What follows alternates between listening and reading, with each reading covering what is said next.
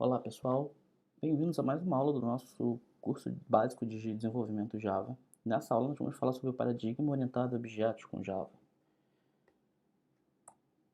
Bom, o objetivo dessa aula é entender os principais conceitos de orientação a objeto, aplicar esses conceitos apresentados, a gente vê como que a gente pode utilizar esses conceitos e ver também esses conceitos e suas particularidades em relação ao Java, né? Então nós temos alguns requisitos básicos. Primeiro, que você tenha uma noção básica de lógica de programação, acho que isso é importante, assim como noções básicas da sintaxe do Java. Acho que tudo vai ajudar você a seguir e acompanhar melhor o conteúdo que vai ser apresentado nessa aula. Na nossa agenda nós temos 4 módulos principais. Primeiro a gente vai falar sobre o paradigma em si, orientado a objeto. Depois nós vamos entrar na parte de construtores. Depois, na nossa terceira parte, vamos falar sobre encapsulamento, herança e polimorfismo. E por fim, a gente vai fechar com this, super, equals e hashcode. Você pode pegar o código desse material no meu GitHub, está aqui o QR Code para você acessar daí da sua casa e acompanhar, baixar o projeto, acompanhar a aula com o código e olhar, mexer, brincar, fazer os exercícios e acho que vai ser legal para o desenvolvimento durante essa aula. Bom, e vamos dar início ao nosso primeiro conteúdo. Bom, vamos para a primeira parte. Vamos falar um pouco sobre o paradigma em si, né? Então, uma frase do Uncle Bob no seu livro Arquitetura Limpa, aliás, um livro muito bom de ser lido, que a programação orientada a objeto impõe a disciplina sobre a transferência indireta de controle. E a gente vai entender isso no decorrer dessa aula, o que ele quer dizer com isso. Nesse mesmo livro, ele comenta sobre que a pilha de chamada de funções, num paradigma orientado a objeto, pode ser movido para heap, que é uma área de memória que não necessita ordenação. Então, ela não precisa ter uma ordenação correta para ter o acesso às informações. Ela pode ter, que é diferente da stack, né? Que precisa, de fato, ter uma ordenação. Ela é empilhada, de fato. Enfim, possibilitando que as variáveis locais declaradas por uma função existam por mais tempo. Ela exista por muito tempo, ela possa ser acessada em momentos diferentes. E isso é uma das coisas mais bacanas do paradigma, da unidade do objeto. Isso facilitou muito o desenvolvimento. Uma definição que eu achei bem interessante do Maurício Anishi no livro Orientação a Objetos e Solid para Ninjas, que é a diferença entre um código procedural e um orientado a objeto é bem simples. Em códigos procedurais, escolher um melhor algoritmo é o mais importante. Já em linguagens orientadas a objetos, pensar no projeto de classes, como que você vai estruturar, como elas se encaixam, etc., e como elas serão entendidas é o que mais importa. O que não quer dizer que você não se preocupe com o algoritmo, mas ele não é mais a coisa mais importante que você vai pensar. Ele também é muito importante, mas não é o mais importante. Achei bem bacana essa definição, achei bacana compartilhar com vocês. E vamos começar a falar sobre características desse paradigma. Vamos começar pelo conceito de classe. A gente vai entender uma classe como um modelo a ser seguido. Uma classe vai funcionar como uma espécie de molde que nos servirá como base para construir algo, certo? Então vamos pensar, por exemplo, o que a gente faz quando a gente vai construir uma casa? O que a gente tem? Nós fazemos uma planta baixa, certo? E ela vai ser o modelo que a gente vai utilizar para construir algo concreto. Então na planta baixa a gente tem lá os cômodos que vão ficar onde quartos, banheiros, cozinha, etc. A gente tem as medidas, a gente tem onde vai ficar a porta, que é onde a gente vai entrar para acessar o cômodo da casa. Então a gente vai ter uma porta que a gente vai acessar o quarto, a gente vai saber o que tem dentro, a gente vai poder fazer coisas que estão dentro do quarto. Então assim, essa é uma analogia muito boa que a gente pode usar. E as classes acabam funcionando de forma parecidas com esse nosso exemplo. Então vamos ver um exemplo prático, por exemplo. Se a gente tem uma pessoa, a classe pessoa vai ser o nosso modelo, certo? Então a gente tem aqui, por exemplo, o que toda pessoa, a gente pode dizer que toda pessoa tem, ou pelo menos deveria ter, a maioria das pessoas tem, um nome, certo? Então a gente vai dizer que uma pessoa vai ter um atributo, nesse nosso caso aqui, que é esse nosso string nome aqui, nossa segunda linha aqui, e o atributo vai ser algumas características dessa pessoa. Então, uma característica da pessoa é que ela tenha um nome, certo? Então, a gente vai dizer que sempre que a gente falar de uma pessoa, a gente sabe que uma pessoa tem um nome e, nesse caso específico, essa pessoa se chama Marco. E aqui embaixo a gente tem o nosso método, que é Como que a gente vai saber qual é o nome dessa pessoa? Como a gente sabe o nome dessa pessoa? Perguntando. Então, quando a gente quiser saber uma pessoa qual é o nome dela, a gente vai pegar um get nome para pegar qual é o nome dessa pessoa, certo? Isso aqui a gente pode fazer uma analogia às portas de um quarto que eu comentei anteriormente. Um outro conceito muito próximo desse nosso conceito de classe que a gente conversou agora é o objeto. Agora que a gente entendeu como é o modelo e o modelo de classe e tal, o que a gente pode fazer com esse modelo de fato? Bom, nós fizemos a analogia da casa, certo? Então, depois que a gente tem uma planta baixa, o que a gente começa a fazer? A gente começa a construir a casa de fato. Só que aquela planta necessariamente funciona só para aquela casa? A gente tem uma planta, constrói uma casa e acabou? Não, a gente pode construir várias casas com a mesma planta, com a mesma maquete, etc. Então a gente pode dizer de fato que através do nosso modelo casa, que é a nossa planta, a gente vai criar diversas casas físicas, vários objetos dessa casa é, é, físicas de fato. Tenha sempre essa analogia muito clara. Casas de fato construídas, baseadas no modelo que foi a nossa planta. Esses são nossos objetos. Então a gente tem a casa 1, casa 2, casa 3, todas elas são vizinhas e todas elas usaram a planta casa, certo? Que é a nossa classe casa. Então todas elas internamente vão ser iguais de alguma forma. Quando nós utilizamos a classe pessoa, por exemplo, que a gente mostrou no código anterior, para criar um objeto, nós diremos que estamos instanciando um objeto da classe pessoa. Então, se a gente vai criar o Marco, o Pedro e o João, todos eles têm em comum que eles têm nome. Então, eles são o Pedro, o Marco e o João, certo? Então, mas todos eles são objetos, são pessoas físicas de fato de um conceito que é a nossa classe pessoa. Então, nós temos a definição de pessoa e a gente diz que pessoas vão ter nome. E o que a gente tem aqui são, de fato, 3 pessoas físicas de carne e osso que existem e todas elas têm um nome, certo? E acho que essa é uma analogia muito boa da gente entender. Por exemplo, eu poderia dizer que eu tenho uma classe casa, usando esse nosso exemplo que a gente falou da planta, e a gente definiu que um dos nossos atributos, a gente definiu que essa casa vai ter um quarto. Então, o que a gente tem é a quantidade, a gente pode dizer que a gente tem um atributo, uma característica que é a quantidade de quartos. Então, a primeira casa tem um quarto, a segunda casa pode ter 2 quartos, a terceira casa pode ter 3 quartos. E a gente pode ir brincando com isso nas nossas instâncias de objetos. Quando nós utilizamos a classe pessoa, mostrada no código anterior, para criar um objeto, nós dizemos que estamos instanciando a classe pessoa, isso que a gente conversou agora. E esse aqui é um exemplo de um objeto quando a gente cria. Então a gente tem aqui o nosso modelo pessoa, a gente está dizendo que o nosso tipo pessoa, que é baseado na classe que a gente criou, vai virar um objeto pessoa. Então isso aqui é um objeto e aqui a gente está dizendo, esse new pessoa aqui é o que a gente está dizendo que a gente está de fato criando uma pessoa. Então naquele nosso exemplo a gente já estava atribuindo o nosso nome lá, então quando a gente simplesmente imprimir pessoa.getNome, a gente já vai imprimir Marco aqui embaixo. A gente pode ver esse exemplo na prática aqui no nosso código. Então, por exemplo, deixa eu fechar isso aqui. Eu tenho aqui pessoa, essa pessoa tem um nome e a gente já está atribuindo aqui para Marco. Quando a gente for olhar aqui a nossa instância de objeto, a gente está instanciando uma pessoa, como a gente viu ali anteriormente, a gente está criando um objeto do tipo pessoa, e a gente, quando pegar o nome, a gente vai ver que ele vai imprimir o nome do nosso objeto. Incrível. Legal. Vamos falar sobre atributos agora. Quando a gente pensar no que nós definimos como nome, foi tão intuitivo que nós nem pensamos que uma pessoa uma pessoa não poderia ter um nome. Então, foi tão intuitivo que a gente definiu um nome para ela. E o nome é uma característica de uma pessoa e cada pessoa pode ter o seu nome, certo? Então, a gente pode entender que o nome, na verdade, é o atributo dessa pessoa. Tanto o Pedro, quanto o Marco, quanto o João, eles têm um nome, mas não é o mesmo nome, certo? Eles têm cada um seu nome, mas todos têm um nome em comum. Então a gente pode definir que quando a gente falar que definir a classe pessoa, definir o nosso modelo pessoa, a gente está dizendo que uma pessoa, quando ela virar um objeto, quando essas pessoas de fato existirem, cada uma vai ter um nome e que eles não precisam ser necessariamente o mesmo nome.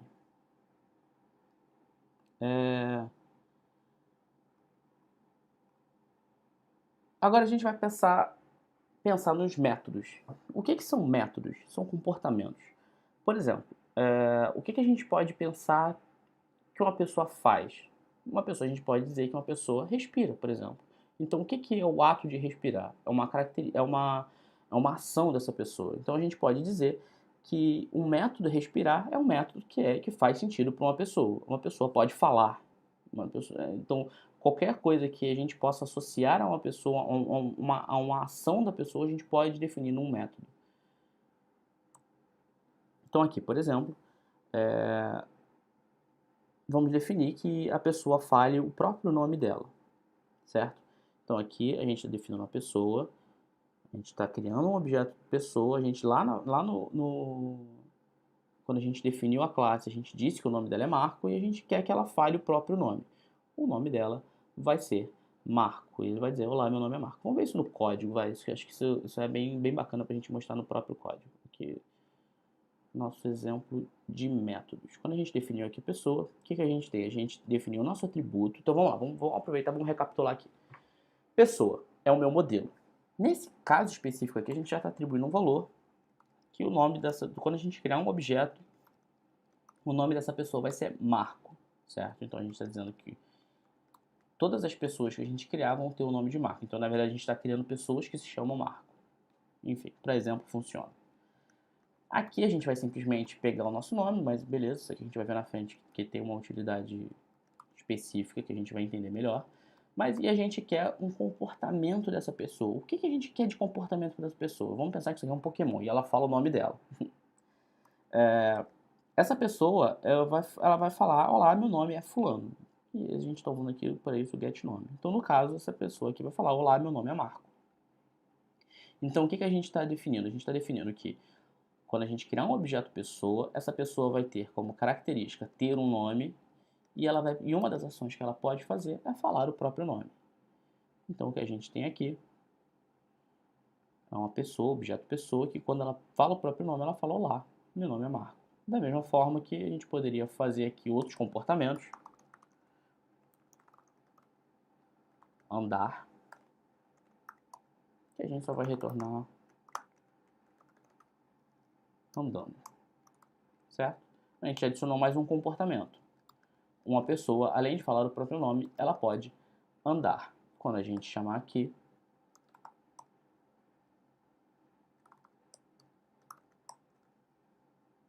a pessoa agora, além de falar o próprio nome, ela também está andando. Então, isso é muito importante ficar claro.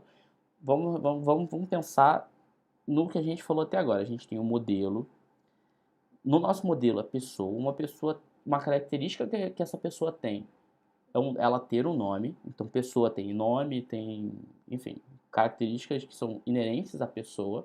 E essa pessoa também tem comportamentos. E comportamentos que uma pessoa tem, ela pode falar o próprio nome, ela pode andar e etc.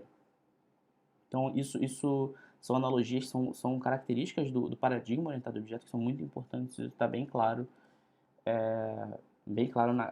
no conceito, na cabeça de vocês para o decorrer da aula. Então, um exercício final para gente fixar isso, bom, cria uma classe carro. Nessa classe você deverá ter uma quantidade de pessoas que podem caber dentro desse carro. Então, vamos pensar que carros maiores têm quantidade de pessoas menores, carros menores têm uma quantidade menor de pessoas, mas carros têm. A gente pode entender que carros cabem pelo menos uma pessoa, pelo menos o motorista tem que entrar ali. E a gente também vai ter um método que um dos comportamentos é pessoas poderem entrar e sair de dentro desse carro. Então, vamos pensar que a gente possa para uma porta que é onde esses carros possam entrar. Então, fica brincando com isso. Cria uma classe que vai ser o nosso modelo, onde você tenha um lugar onde você possa adicionar características que é a quantidade de pessoas e você tenha métodos que é um comportamento que é onde você entra com pessoas e sai com pessoas. Esse foi o fim da nossa primeira parte. A gente vai entrar agora na segunda parte de construtores e vamos lá. Bom, vamos dar continuidade à nossa aula, para a nossa segunda parte, para falar de construtores. Quando nós falamos sobre construtores, nós podemos entender no sentido literal da palavra. Afinal, com eles nós vamos construir objetos.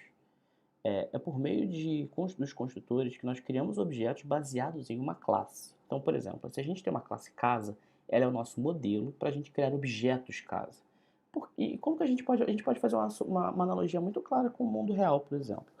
Nós temos uma planta de uma casa, certo? E a gente pode dizer que aquilo ali é o nosso modelo. Então, quando a gente vai construir uma casa real, por exemplo, a casa que eu moro, a casa que você mora, nós vamos construir aquilo com base no modelo. Então, na nossa planta, a gente define onde vão ser os quartos, banheiros, cozinha, etc. E quando nós vamos construir a casa física, tijolo, etc., a gente está usando um modelo como exemplo. Então a gente está usando a nossa maquete, a nossa planta baixa. E esse é a nossa analogia, melhor analogia possível entre classe e objeto. Então nós temos uma classe que é o modelo e nós vamos criar o nosso objeto casa. Pensa agora que nós estamos criando várias casas com essa mesma planta. Então a gente está criando vários objetos com uma mesma planta. Quando a gente está levando isso para o mundo orientado a objetos, nós dizemos que nós estamos construindo várias instâncias de uma classe casa. Então, quando nós estamos construindo vários objetos baseados no modelo da nossa classe casa, então nós estamos criando várias instâncias de objetos desse modelo, dessa classe. Então fica com isso na cabeça porque esse conceito é muito importante, porque sempre que a gente construir objetos, a gente vai falar que nós estamos instanciando objetos. Isso é um conceito muito importante para a gente entender e ficar sempre alinhado com a nomenclatura correta. Então aqui nós temos dois exemplos da mesma classe. Então você perceba que são duas classes, pessoa, que nós temos como atributo nome e nós temos nossos métodos de acesso. E aqui a gente vai começar a falar sobre os nossos construtores. Qual é a forma mais básica e mais clara para a gente saber que uma classe tem um construtor? Através desse carinha aqui. Então aqui nós começamos com o nosso atributo, logo abaixo a gente tem o nosso construtor. Nesse cenário aqui a gente está simplesmente dizendo que a gente vai criar uma classe pessoa e não vai fazer nada, só vai criar um objeto dessa classe pessoa. No exemplo que a gente acabou de ver, quando a gente for instanciar um objeto dessa classe, a gente vai fazer dessa forma que está aqui embaixo. A gente vai definir qual é a nossa classe, e esse aqui vai ser o tipo do nosso objeto. Então aqui nesse primeiro momento a gente simplesmente está fazendo uma declaração que eu vou ter em algum momento, uma variável que vai se tornar um objeto do tipo pessoa, da nossa classe pessoa, do nosso modelo pessoa. E aqui do lado direito a gente está dizendo que a gente está de fato construindo um objeto. Então esse new pessoa está dizendo que eu estou usando o nosso construtor, aquele que a gente viu ali no slide anterior, e a gente está criando um objeto pessoa. Naquele slide onde a gente tinha as duas imagens, você notou uma diferença entre uma e outra? Se você não notou, não tem problema que a gente vai ver ele agora. E a gente depois que a gente vê essa diferença, a gente vai entender o que elas têm em comum. A diferença é que a da esquerda a gente mostrou exatamente o que a gente acabou de ver. A gente está explicitando o nosso construtor pessoa da nossa classe pessoa. Então a gente tem aqui um public pessoa, abre, fecha parênteses, abre, fecha chaves e está muito claro, a gente sabe que a gente está criando, tem um construtor aqui. Nessa do lado não tem nada. Isso é um problema? Isso quer dizer que a gente não tem construtor? Não. No Java, quando a gente não está explícito o nosso construtor, como é o caso dessa classe aqui do lado, a gente simplesmente diz que ele está omitido.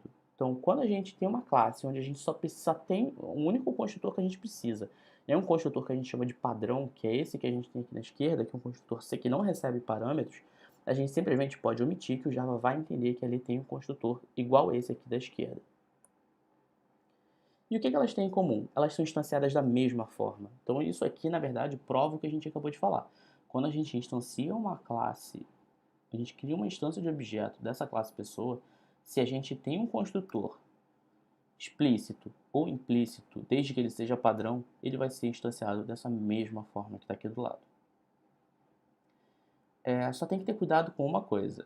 Isso só vale se eu só tiver um construtor padrão. A partir do momento, se eu aqui nesse exemplo da direita colocar um outro construtor recebendo parâmetros e não explicitar igual está dessa forma aqui da esquerda, ele vai entender que ele só precisa do nosso construtor com parâmetros. Então fique atento com isso. A gente vai ver no código, vai ficar mais claro daqui para frente, daqui a pouco. E também, como eu acabei de falar, a gente também pode criar construtores parametrizados. E aí dessa forma a gente consegue definir um contrato, deixar mais claro. A gente pode inclusive permitir que a gente só crie objetos com algumas coisas específicas. Porque isso pode ser uma necessidade também que você venha a perceber em algum momento do seu desenvolvimento. Então aqui, por exemplo, nesse exemplo aqui é um exemplo um pouquinho mais completo. A gente tem dois construtores, um com passagem de parâmetro e outro sem passagem de parâmetro. Nesse primeiro aqui, é o nosso construtor sem passagem de parâmetro, e logo embaixo a gente tem um com passagem de parâmetro. O que a gente pode fazer com isso aqui? Eu posso criar tanto uma pessoa, um objeto da classe pessoa, sem dizer nada, como eu posso também dizer que eu quero que ele tenha um nome. Logo na construção dele, eu já quero, quando eu construir o meu objeto, eu já quero dizer, quando eu construir a minha pessoa, eu já quero que ela tenha um nome. E esse aqui é o exemplo que a gente, das duas instâncias possíveis. Então aqui, nesse primeiro caso, é esse construtor aqui de baixo, onde a gente está passando um parâmetro, e nesse exemplo aqui de baixo é o nosso construtor de cima, onde a gente ainda não quer dizer qual é o nome dessa pessoa. A gente quer criar uma pessoa e não quer dizer qual é o nome dela. E aí aqui é uma atenção para o que eu falei agora há pouco. Se eu definir um único construtor passando parâmetro, eu não vou conseguir instanciar uma classe sem passar parâmetros no meu construtor, certo? E ele vai dar esse erro aqui no tempo de compilação. Ele não permite, ele diz que ele não consegue encontrar um construtor disponível para isso, certo?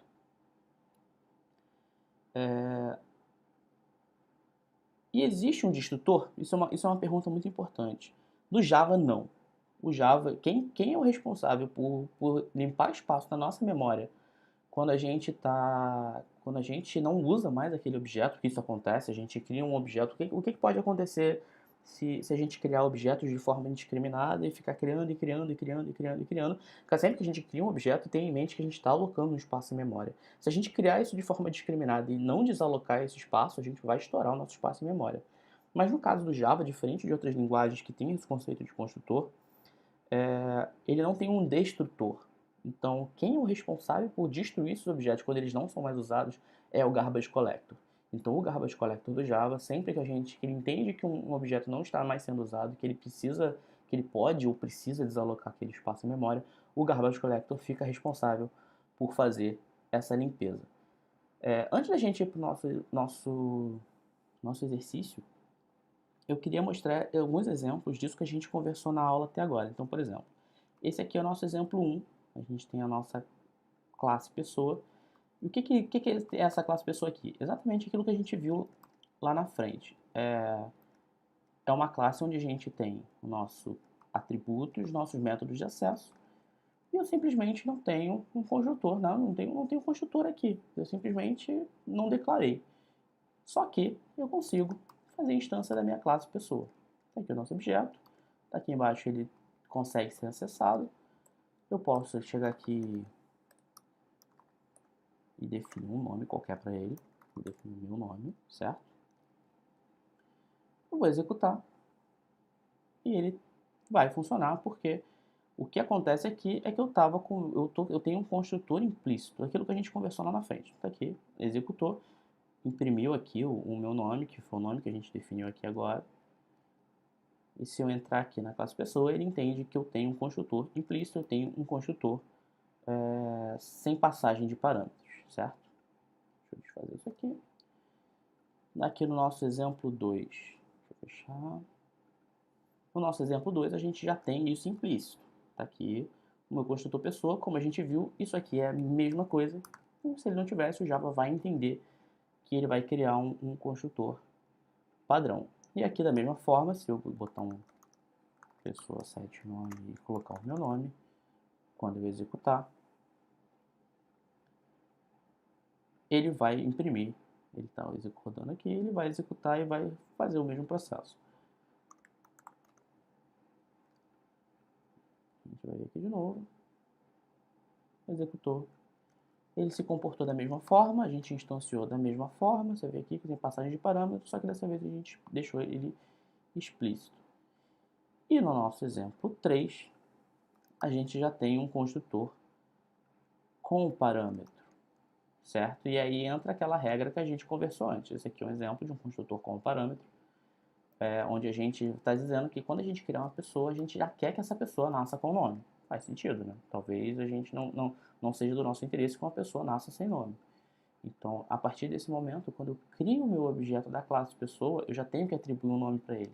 Porque se eu não atribuir, ele simplesmente vai reclamar.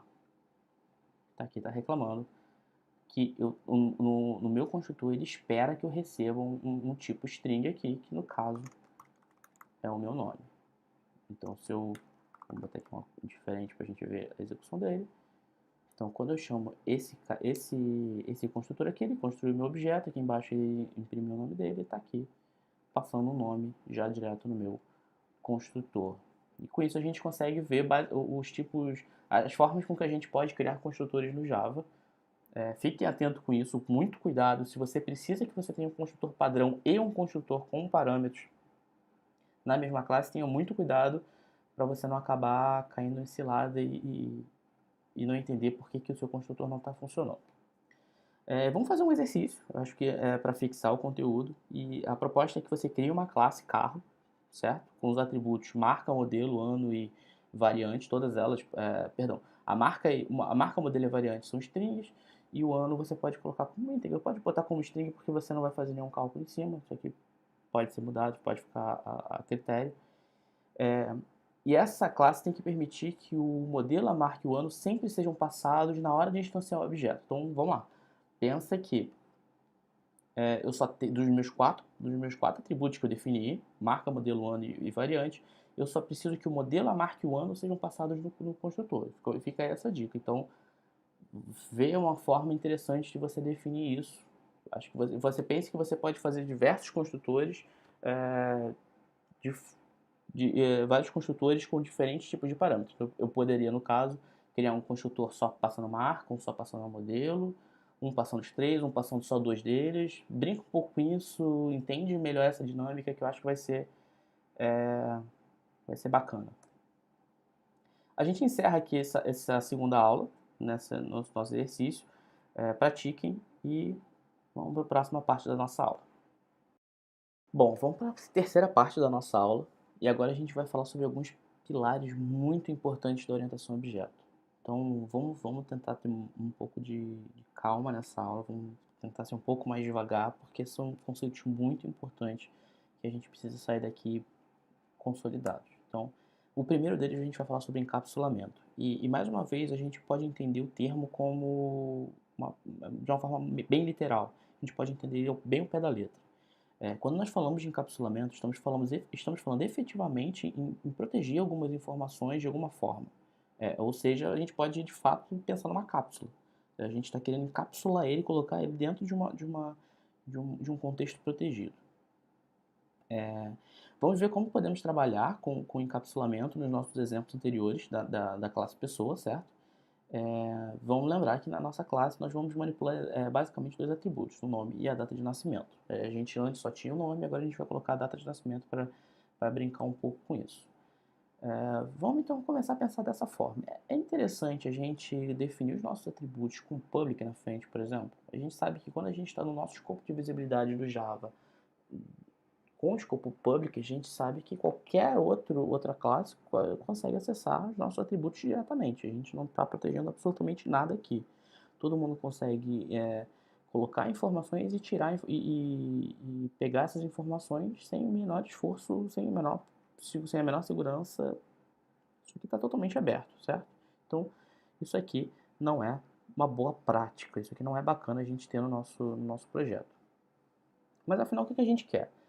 A gente quer garantir a nossa implementação. A gente quer garantir que o acesso a determinados dados estejam realmente protegidos do acesso externo. A gente não quer que esteja tudo aberto com public e que qualquer um consiga atribuir valores e pegar esses valores e fazer o que bem entender, certo? Então, o que a gente quer no final das contas? Eu quero, com essa nossa classe pessoa, eu quero que o nome da pessoa possa ser alterado eventualmente. Uma pessoa pode se casar e querer mudar o nome, ou enfim, quando completar 18 anos, se eu não me engano, ela pode mudar, então ela pode querer de alguma forma que o nome dela seja alterado. Mas nós não queremos alterar a data de nascimento. Isso pode ser que seja possível por alguma forma, mas no nosso caso específico aqui a gente não quer permitir que uma data de nascimento seja alterada e é a nossa regra de negócio e não vai ser alterada. Então a pessoa ela nasce com aquela data e depois isso não pode mudar em hipótese alguma. E nós também queremos que de alguma forma a idade da pessoa seja retornada. Então, mas a gente, e aí aqui entra uma característica muito interessante do encapsulamento, que eu quero... Beleza, isso aqui é um cálculo absurdamente simples, então não tem muito mistério calcular a data da pessoa, ou a idade da pessoa, mas vamos supor que isso aqui seja um cálculo absurdamente importante, que não possa ser mudado, e a gente não quer que essa visibilidade fique clara para quem está acessando externamente. Então, isso aqui, com o nosso encapsulamento, é uma das formas de a gente proteger o que a gente está fazendo. Então, vamos aqui ao nosso exemplo 001. A gente está fazendo uma instância da classe pessoa, a gente está aqui no nosso construtor comparando, então a gente está dizendo que ela tem que nascer com o nome e data de nascimento. Então, aqui o nome, o dia, o mês, o ano que ela nasceu. Quando a gente imprimir essas informações, a gente vai conseguir pegar o nome, conseguir pegar a data de nascimento e conseguir calcular a idade. E, eventualmente, no futuro, consegue alterar para o nosso set nome o nome do que a gente define lá em cima no construtor. Então, aqui nesse contexto, se a gente conseguir fazer tudo isso aqui, a gente está conseguindo fazer tudo o que a gente quer aqui, a gente definiu nesse passo anterior. A gente quer que o nome da pessoa possa ser alterado, mas que ela já nasça com o nome, que a gente não pode alterar a data de nascimento, e a gente quer que a idade dela seja calculada de alguma forma. Então, a gente vai ter uma saída parecida com essa aqui, certo? Vamos dar uma olhada nesse exemplo antes da gente continuar falando. Então aqui, por exemplo, nosso exemplo 001 é esse, sim.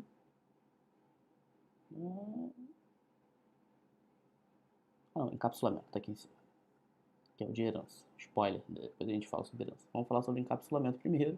Esse aqui é o exemplo que a gente estava vendo ali na nossa parte anterior. Então o que a gente tem? A gente tem nosso atributo nome, data de nascimento. Data de nascimento é uma data, efetivamente. E no nosso construtor, o que a gente está recebendo? A gente está recebendo o nome, o dia que a pessoa nasceu, o mês que a pessoa nasceu e o ano que a pessoa nasceu. E aqui a gente está dizendo, e a gente está aqui no nosso construtor atribuindo, etc. E aqui a gente está falando, o que a gente tem aqui embaixo? Um método que calcula a idade, ele faz aqui o cálculo da forma que ele acha melhor que tem que fazer. Um método para pegar o nome, um método para atribuir o nome, afinal a gente definiu que a gente pode alterar esse nome. E a gente, aqui no caso da data de nascimento, a gente só pega a data de nascimento, a gente não consegue setar uma data de nascimento nova. A gente só consegue definir a data de nascimento quando a gente cria, de fato, o objeto pessoa. Então, se a gente for olhar aqui em cima, o que a gente está garantindo? A gente está garantindo que, através do nosso escopo de privado, a gente não vai mexer aqui diretamente nesses caras, nesses atributos, mas a gente consegue, através de métodos, ou pegar, nos casos que a gente pode pegar, ou atribuir valores quando a gente pode atribuir valores. Então, se a gente não pode atribuir uma data de nascimento, eu não tenho um set de data de nascimento, eu só pego essa informação. E aqui no caso do calculidade, não me interessa como esse cálculo é feito, me interessa que eu vou ter, no final das contas, um inteiro com a idade da pessoa, certo? Então, aqui no exemplo, por exemplo, no exemplo que a gente tem, a gente vai ter uma saída que nem a gente viu no slide, a gente vai executar, a gente vai ter pegar o nome inicial que a gente definiu aqui no construtor, pegar a data de nascimento, fazer um cálculo da idade, aqui embaixo a gente vai mudar o nome e depois a gente vai pegar o nome alterado. Legal.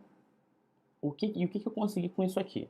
Vamos lá, quando eu vou lá quando eu vou usar o meu objeto, lá no fim das contas, o que eu tenho aqui? Eu tenho a possibilidade de calcular a idade, de pegar o nome, de definir um nome novo, ou pegar a sua data de nascimento. Nada mais do que isso, só no escopo do que a gente definiu, que a gente interessa. Então vamos lá. Eu defino o meu nome na minha data de nascimento no contrato, consigo mudar o meu nome posteriormente, consigo ler o meu nome a qualquer momento, consigo apenas ler a minha idade, a minha data de nascimento, perfeito, e consigo calcular quantos anos eu tenho sem precisar conhecer a implementação. Então, tudo isso que a gente conversou até agora, eu consigo perfeitamente.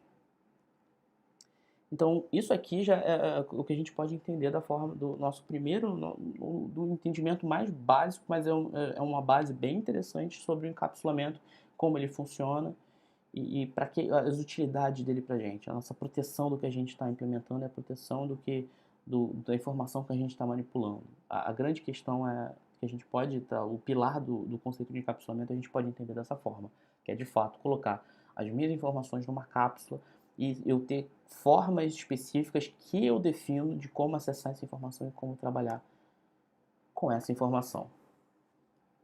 O segundo conceito que a gente vai ver aqui é o conceito de herança, né? Então a gente vai falar agora sobre outro pilar importante, certo? E mais uma vez, uma coisa bem bacana da orientação a objeto é que a gente pode constantemente fazer de fato analogias com a realidade. A gente pode de fato ser literal em alguns conceitos, na maioria deles principalmente. Então, por exemplo, quando a gente está falando aqui de herança, o que é uma herança? É eu herdar alguma coisa de alguém que veio antes de mim, ou de herdar alguma coisa de outra pessoa, alguma outra característica, etc. Nesse caso aqui, eu posso fazer, por exemplo, uma analogia ao meu pai. Sei lá, eu tenho características que eu herdei geneticamente do meu pai. Então, eu posso entender que a herança é algo muito parecido com isso aqui. Então vamos agora mudar, a gente falou sobre pessoa até agora, a gente vai mudar um pouquinho a nossa classe, porque eu gosto muito desse exemplo aqui, eu acho que ele pode ajudar a gente, que vai ser o exemplo da classe veículo. Num primeiro momento, a gente pode entender que um veículo, de uma forma geral, eu tenho um modelo e uma marca. Eu não consigo pensar num exemplo, por exemplo, num exemplo onde um veículo não tenha modelo e marca, certo? Mas vamos pensar num cenário onde queremos informações de diversos tipos de veículo. Por exemplo, eu quero colocar uma quantidade de portas para o caso de um carro e cilindradas em um caso de moto. Me interessa quando eu falo de carros eu falar de cilindradas? Conceitualmente não. Me interessa quando eu vou comprar uma moto, me interessa saber o número de portas? Esse com certeza não. Esse não faz o menor sentido eu ter portas quando eu falo de moto, certo? Então faz sentido eu fazer algo do gênero quando eu vou falar de um veículo eu ter modelo, marca, quantidade de portas e cilindradas? Isso já me soa muito mal, porque quando eu tiver uma moto eu vou fazer o quê? Eu vou colocar esse valor aqui como vazio, como nulo, num caso de um tipo que permita nulo? Isso nem pensar. Então a gente começa a brincar com o conceito de herança. Então aqui, por exemplo, eu vou definir lá o nosso modelo inicial do veículo, onde eu tenho modelo e marca, e isso aqui é o que de fato eu preciso, e eu vou ter agora começar a separar. Eu vou começar a separar, primeiro, uma classe carro, onde eu estendo de veículo. Esse aqui é o termo quando a gente está falando de herança em Java, a gente está dizendo que o carro estende de veículo, então o carro herda de veículo. Então, e no carro especificamente, eu tenho um atributo específico da carro, que é a quantidade de portas, e analogamente a gente tem a questão da motocicleta. Eu tenho uma motocicleta que estende de veículos e eu tenho a quantidade de cilindradas que é específico da moto. E a partir do momento que eu defino a minha herança, eu defino que essas classes herdam de veículo, o que eu tenho? Implicitamente, eu tenho que carro vai ter modelo, marca e quantidade de portas. Motocicleta vai ter modelo, marca e cilindradas. A partir desse momento, eu estou isolando responsabilidades que são de cada uma dessas classes. Então não me interessa que na minha moto eu tenha a quantidade de portas e nesse contexto aqui, nesse cenário, eu não tenho essa informação. Eu vou ter apenas de quem eu estou herdando. Depois a gente define os getters e setters. Então aqui, por exemplo, a gente já tá vendo como a gente vai criar o nosso carro, criar a nossa motocicleta. Aqui, por exemplo, eu estou definindo marca, modelo, olha aqui aquilo que eu falei anteriormente, marca e modelo passam a pertencer a carro também, e quantidade de portas exclusiva de carro. Se a gente for tentar ver quantidade de portas aqui em moto, a gente não vai ter essa informação. Vamos ver esse exemplo aqui, que eu acho que é interessante. Vamos entrar aqui no nosso exemplo de herança, nosso primeiro exemplo, certo? Fechar aqui o exemplo anterior que a gente estava vendo. E vamos lá, a gente tem aqui carro, nosso carro a gente tem quantidade de portas, ele estende de veículo, que veículo tem marca e modelo, certo? E a moto, a gente tem a mesma coisa, a motocicleta, ela tem quantidade de cilindradas, que estende de veículo, que tem marca e modelo. E aqui quando a gente vai instanciar esses objetos, se eu chegar aqui em carro e tentar definir uma quantidade de cilindradas, ele simplesmente não existe. Não existe essa informação, porque, como a gente viu anteriormente, isso aqui não faz parte do contexto de carro, certo? Então a gente pode excluir isso aqui. Opa, excluir demais. Se a gente executar isso aqui, a gente vai ver que a gente teve os contextos bem isolados da forma correta que a gente esperava. Eu esqueci de imprimir aqui, mas beleza. A gente entendeu que quando a gente atribui as nossas atribuições estão protegidas agora da forma correta. Bom, legal.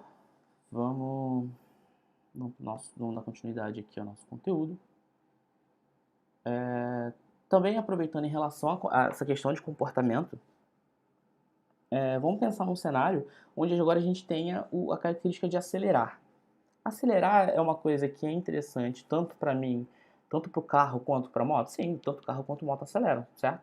Então, essa já é uma característica que eu já não estou mais simplesmente definindo informações objetivas dos nossos veículos. Eu estou agora, de fato, colocando uma ação. Tanto o carro quanto a moto, né, aceleram.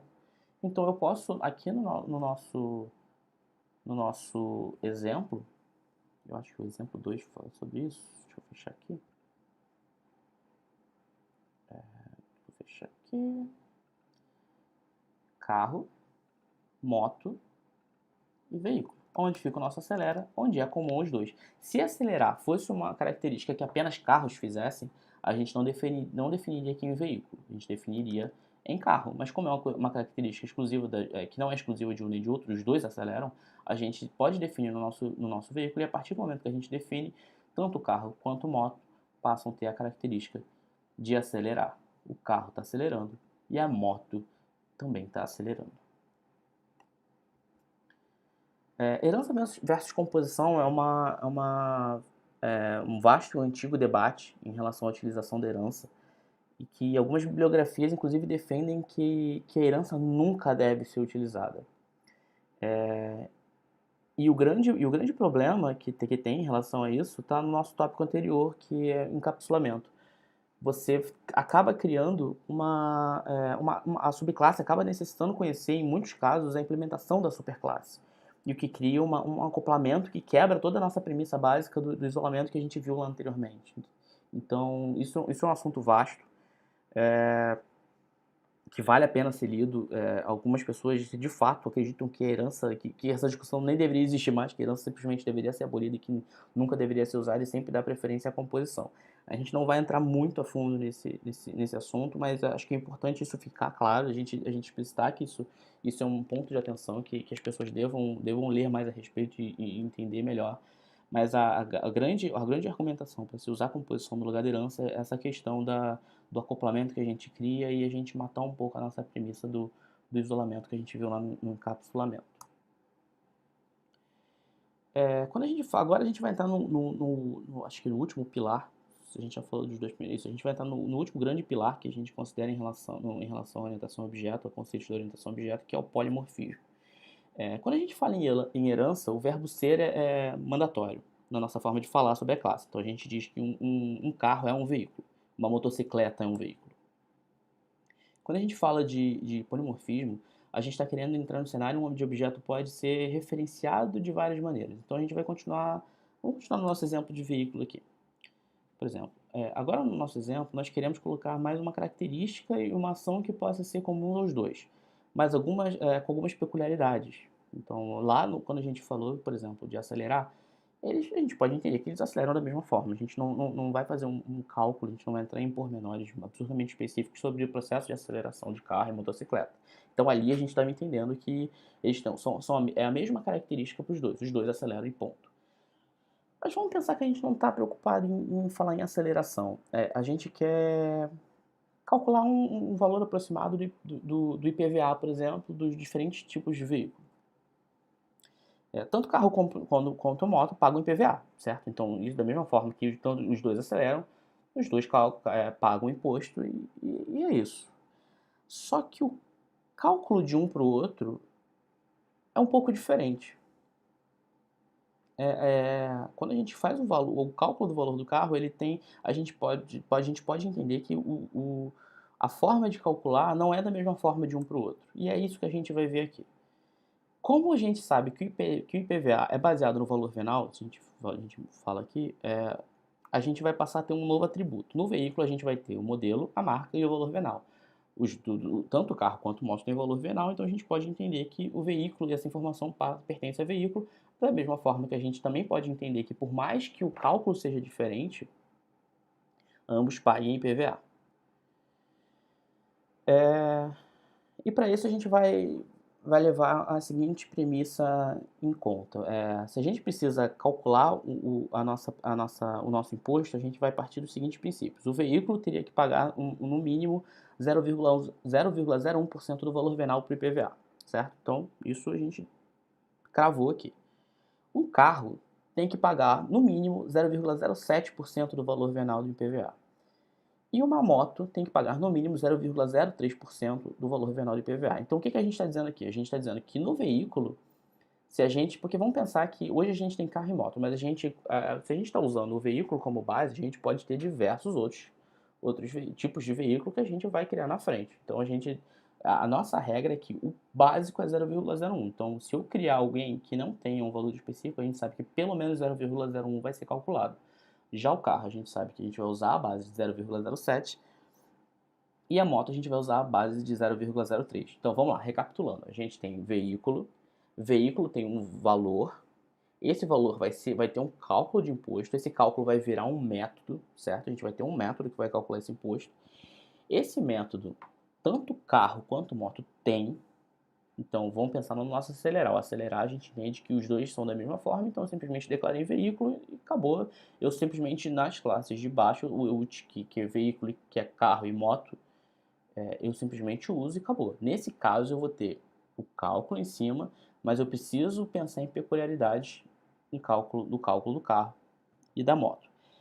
Bom, para isso a gente vai precisar definir implementações diferentes de acordo com a classe que a gente está trabalhando. E é onde entra o polimorfismo. Ele nos garante a capacidade de um objeto ser referenciado de múltiplas formas, certo? E o Java é capaz de identificar qual objeto foi instanciado e assim escolher qual método ele vai ser utilizado. Então, vamos ver como ficaria. Nesse primeiro caso aqui, a gente tem o nosso valor venal. Aqui eu omiti um monte de código para ficar mais simples de ver. A gente vai ter o valor venal que a gente definiu no veículo. Perceba que a gente está na classe veículo, certo? Então a gente tem o valor venal e a gente tem um método que calcula o imposto. O que esse método faz? Esse método pega o valor venal e multiplica por 0,01. E isso aqui a gente vai ver quanto de imposto a gente vai pagar. Já quando a gente está falando de motocicleta, o cálculo é diferente. Aqui a gente já está na classe motocicleta, certo?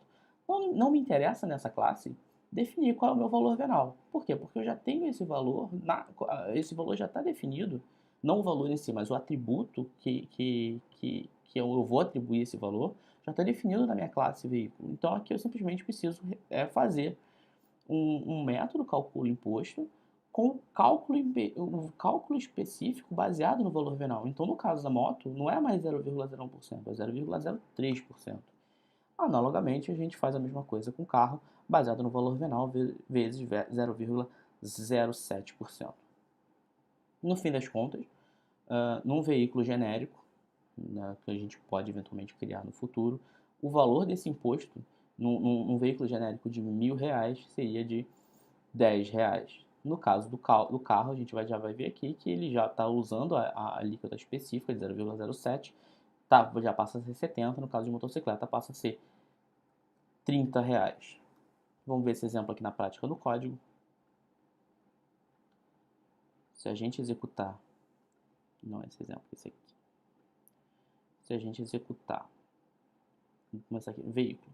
O que a gente definiu aqui? A gente definiu o nosso valor venal e aqui o nosso cálculo imposto, a gente está definindo aquele cálculo que a gente viu, 0,01. Na moto a gente está vendo a mesma coisa no 0,03. No carro a mesma coisa no 0,07. E aqui no exemplo a gente vai executar os três. Quando a gente executar, o que a gente tem? A gente tem o cálculo em cima do valor de um veículo genérico qualquer, no caso do carro e no caso da moto. Então aqui a gente pode ver o que a gente teve aqui. A gente tem um método que a gente definiu cá em cima, em veículo, certo? Ó, aqui é interessante que como a ideia ajuda a gente a entender o que está rolando. Eu calculei esse imposto baseado num veículo genérico, certo? E eu garanto que se eu não definir, se eu não sobrescrever isso aqui, ele vai usar como base minha cálculo, pelo menos a minha base 0,01%. Aqui a ideia ajuda a gente e a gente ele está dizendo que esse método foi sobrescrito em dois lugares, carro e moto. Vamos ver do carro, moto é a mesma coisa. eu estou sobrescrevendo aquele método e dizendo que, na verdade, no caso de carro, quando eu chamar esse cara aqui numa instância de carro, o meu cálculo já não vai ser mais 0,1, vai ser 0,07. E aqui ele está dizendo, ele já foi direto para lá.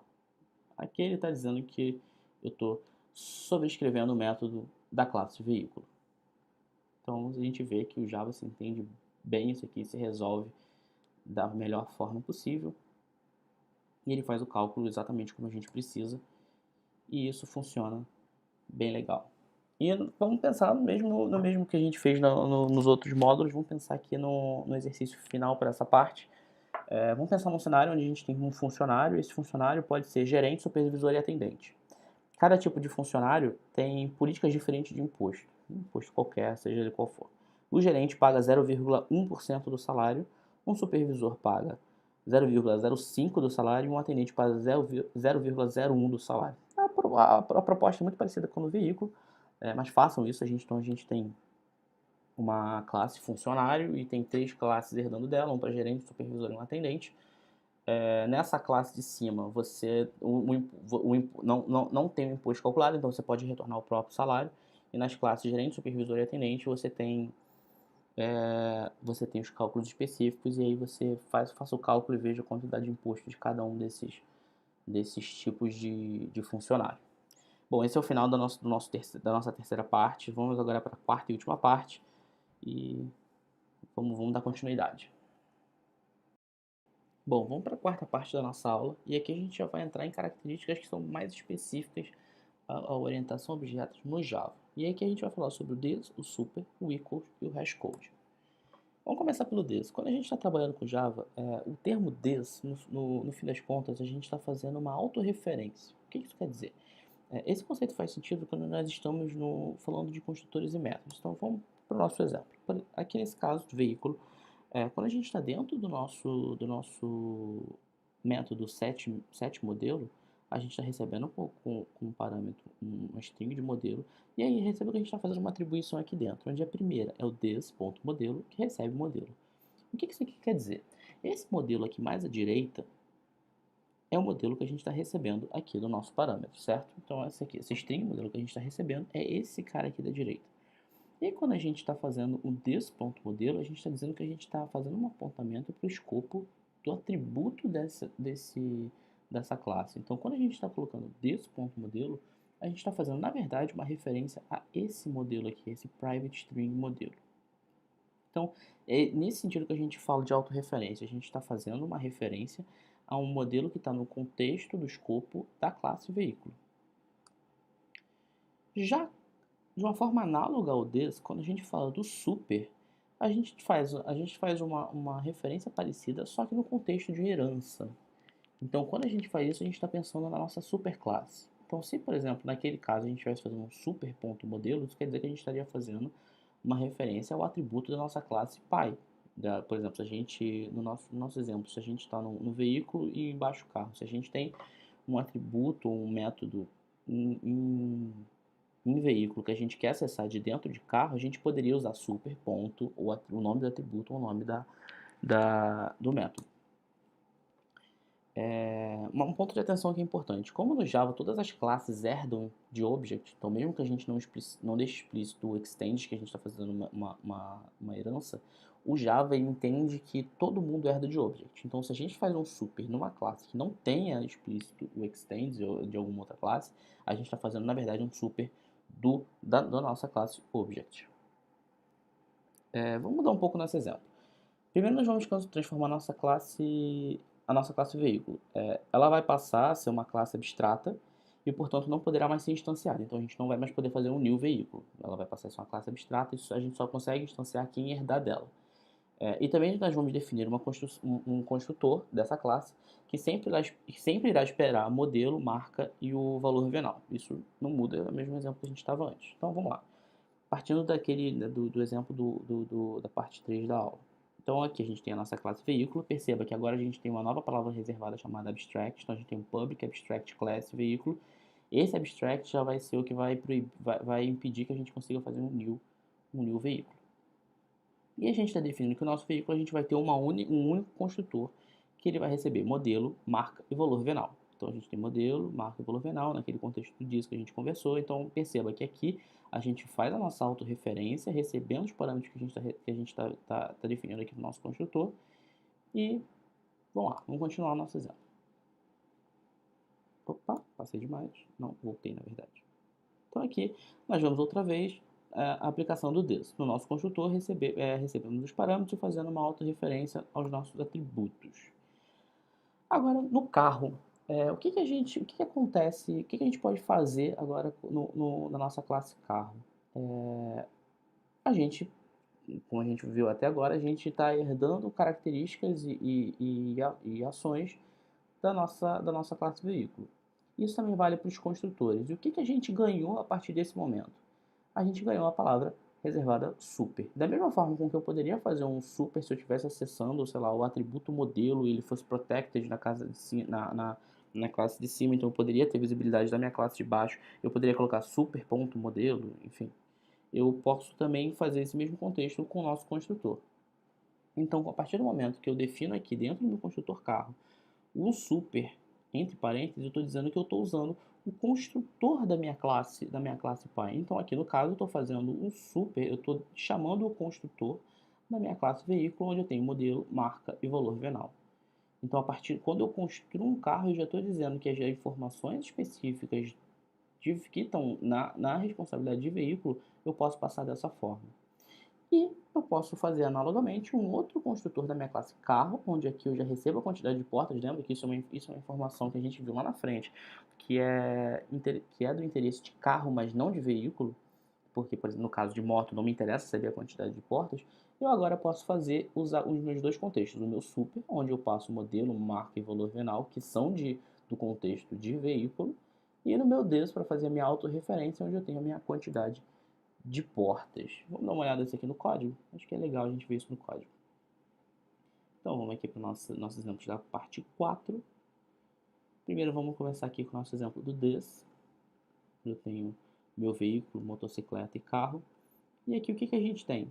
A gente tem no nosso set, por exemplo, nosso this marca. Se a gente perceber, esse marca aqui, ele faz a referência a esse marca que a gente está recebendo do parâmetro. E se a gente clicar aqui no marca, ele está fazendo uma referência, no caso da sua autorreferência, né?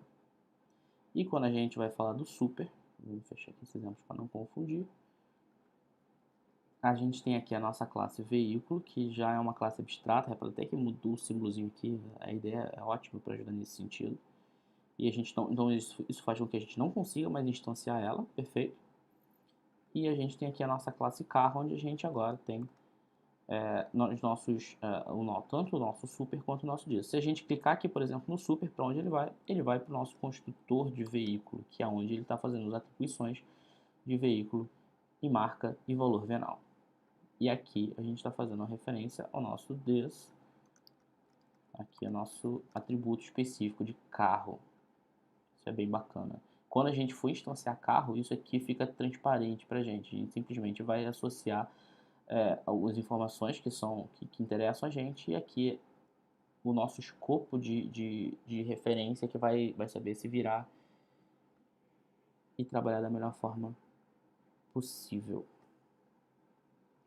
A gente vai falar agora de outra palavra reservada, que é o equals, que também está dentro desse escopo do Java, que é o seguinte. Bom, como nós sabemos, todas as classes Java herdam de object, certo? Portanto, tem um padrão, tem alguns métodos padrão, por assim dizer, alguns métodos que toda classe Java vai ter, mesmo que implicitamente. Um deles é o equals. E para que serve o equals? Como o próprio nome já diz, né? Ele serve para fazer uma comparação se um objeto é igual ao outro. Entretanto, esse método possui algumas peculiaridades.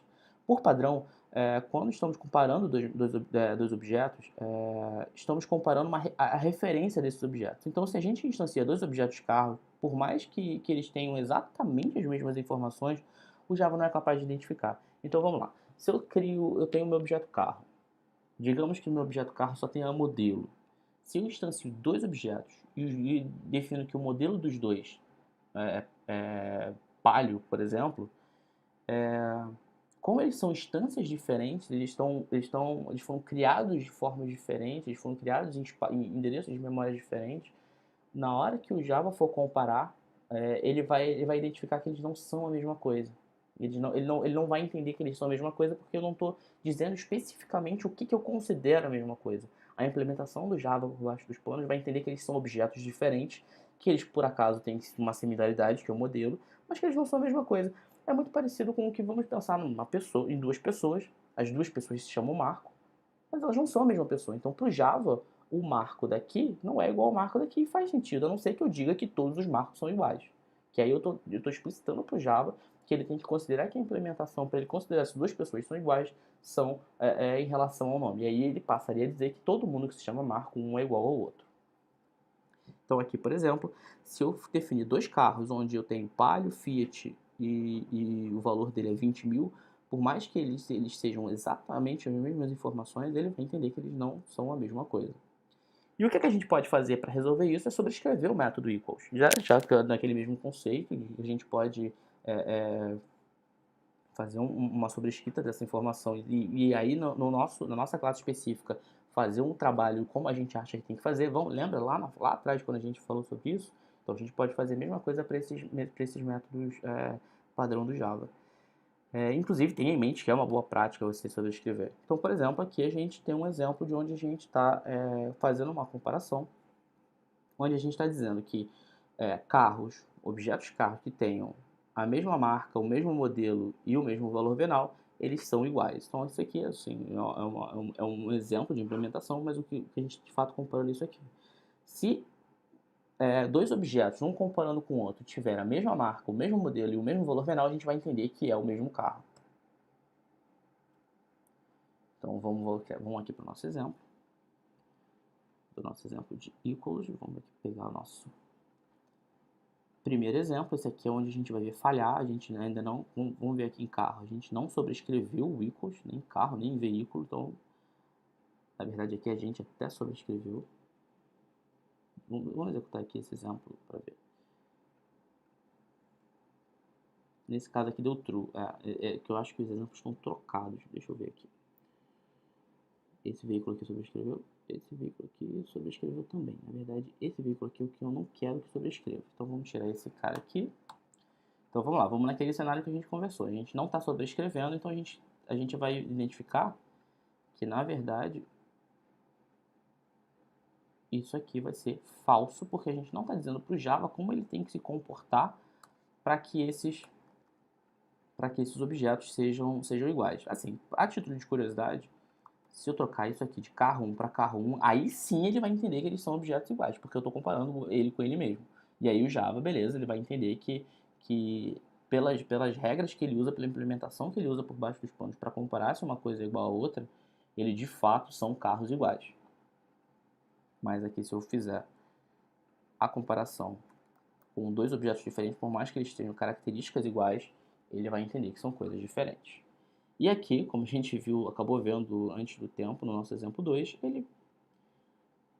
aqui em veículo a gente está dizendo que se a marca foi igual, se o modelo foi igual, se o valor venal foi igual, ele vai considerar que são dois objetos diferentes. No caso aqui, os dois são Palio, os dois são Fiat, os dois custam 20 mil. E aí a gente sobrescreveu a lógica do equals e ele vai passar a considerar que são o mesmo objeto. Na verdade, o mesmo carro, né? Vamos falar um pouco de hashcode agora. Quando a gente fala de hashcode, a gente precisa pensar em um código gerado que garanta um caráter único ao nosso objeto. Essa pode ser uma forma muito interessante para que possamos comparar se de fato um objeto é igual ao outro, certo? No hashcode, a gente tem que garantir que a implementação da lógica do hashcode sempre respeite as mesmas regras. Porque quando a gente comparar os nossos objetos, o fator de comparação vai ser ele. Então, no caso, por exemplo, vamos usar o exemplo. Anteriormente, a gente utilizou o método equals para fazer a comparação entre dois objetos, certo? Entretanto, nós fizemos essa comparação utilizando explicitamente três atributos: modelo, marca, valor, venal, etc. Sendo que a gente podia transferir essa responsabilidade para o nosso hashcode. Pode não ser interessante se a gente quer fazer uma comparação objetiva. Então, por exemplo, se eu quero de fato Se simplesmente me interessa que eu tendo essas três características, esses três atributos, se eles forem iguais entre objetos, se isso me basta, que isso garanta que eles são iguais, beleza, atende, ok. Mas eu poderia fazer uma forma onde eu gere um valor específico para o meu objeto, e aí eu não preciso fazer trazer essa responsabilidade tão explícita e tão amarrada para dentro do meu equals. Porque ali, se eu mudar alguma coisa na característica da minha classe, eu vou ter que voltar lá embaixo, mudar e repensar aquilo. E a gente pode acabar transferindo essa responsabilidade para o hashcode. E no fim das contas, a gente poderia fazer algo parecido com isso aqui. É onde onde a gente passaria a comparar, em vez de cada atributo daqui, a gente poderia colocar um this hashcode, se ele for igual ao object hashcode do outro objeto, ele passa a considerar que eles são iguais. E aqui, isso aqui é uma implementação muito simples, mas que funciona, de como que a gente pode sobrescrever o nosso hashcode. A gente pode colocar um object.hash e definir quais os atributos a gente quer considerar para que ele gere o nosso hashcode, o nosso código de unicidade, onde ele vai fazer essa comparação. E a partir disso aqui, ele faz exatamente a mesma coisa de uma forma muito mais clara, muito mais enxuta que a gente fez naquela implementação anterior. Você vê como é que a gente economiza código. Aqui tinha ficado uma linha gigantesca de comparação de atributos e aqui a gente simplesmente pode ir colocando mais atributos e definindo o que vai ser o nosso hashcode. Bom, gente, essa foi a nossa aula de orientação a objetos com Java. Eu espero que vocês tenham aproveitado. O nosso código está no QR Code lá do início da aula. Acesse, brinque com o código, faça testes, leia mais, leia as referências que estão agora no final desse slide. Qualquer dúvida, entre em contato com a gente. Eu espero que vocês tenham podido aproveitar bem essa aula, que o conteúdo tenha sido bom. E até a próxima aula. Até mais, pessoal.